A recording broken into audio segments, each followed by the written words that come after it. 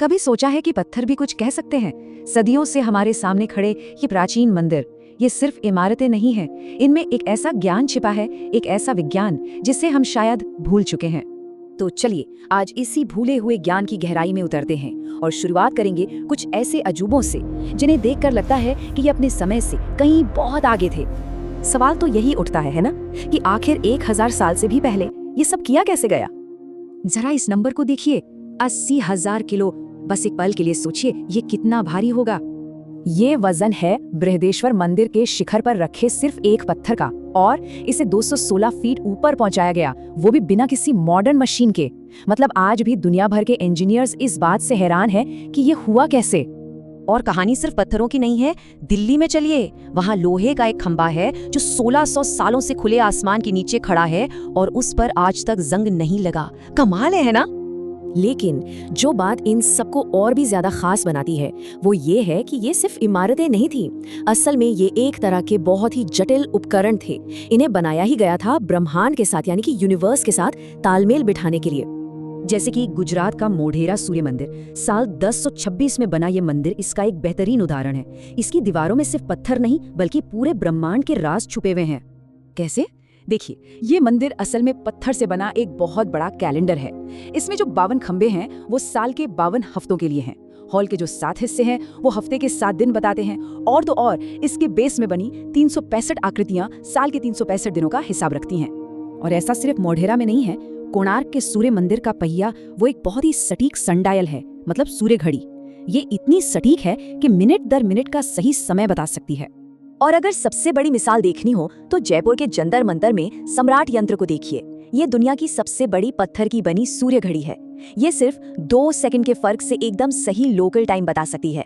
मतलब सोचिए उस समय एस्ट्रोनॉमी और मैथ्स का लेवल क्या रहा होगा। तो ठीक है, ये इमारतें स्मार्ट तो थीं, लेकिन ये हजारों साल तक टिकी कैसे रहीं? चलिए अब समझते हैं इनके पीछे की इंजीनियरिंग को, इनके कभी न खत्म होने वाले विज्ञान को।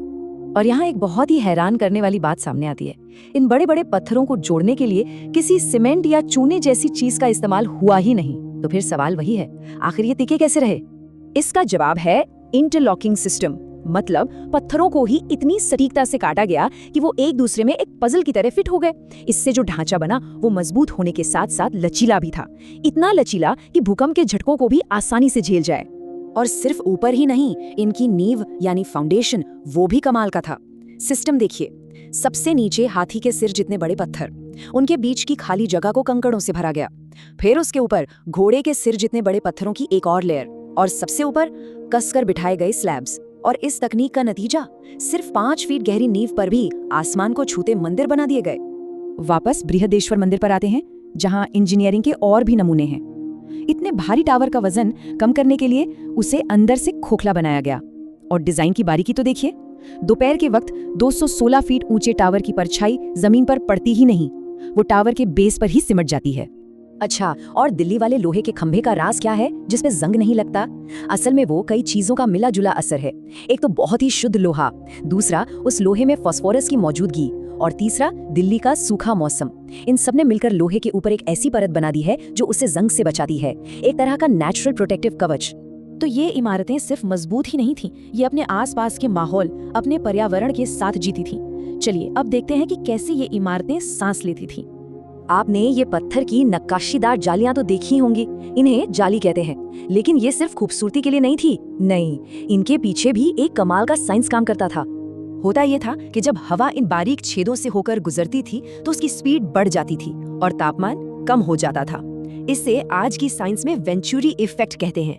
और इसका नतीजा, कमरे के अंदर ठंडी हवा का एक झोंका। समझिए कि बिना बिजली का एयर कंडीशनर। सोचिए, आज हम एयर कंडीशनिंग पर कितनी एनर्जी बर्बाद करते हैं, जबकि पुरानी हवेलियों में स्टैक इफेक्ट का इस्तेमाल होता था। एक सिंपल सा फंडा था, आंगन से ठंडी हवा अंदर आती और गर्म हवा हल्की होने की वजह से ऊपर उठकर रोशनदानों से बाहर निकल जाती और पूरा घर अपने आप ठंडा रहता था। तो इन सब बातों का क्या मतलब निकलता है? यही कि ये जो ज्ञान है ये सिर्फ इतिहास की किताबों के लिए नहीं है, ये हमारे आज के लिए, हमारे भविष्य के लिए एक बहुत बड़ा सबक है। किसी ने बहुत सही कहा है कि पारंपरिक इमारतें सिर्फ गुजरे हुए कल की निशानियां नहीं हैं, बल्कि आने वाले कल के लिए एक बहुत बड़ा सबक है। ये हमें सिखाती हैं कि कैसे हम प्रकृति के साथ मिलकर जी सकते हैं, उससे लड़कर नहीं। और आखिर में ये सब हमें एक बहुत ही गहरे सवाल पर लाके खड़ा कर देता है कि क्या हमारे बेहतर भविष्य के राज हमारे ही अतीत में छुपे हैं।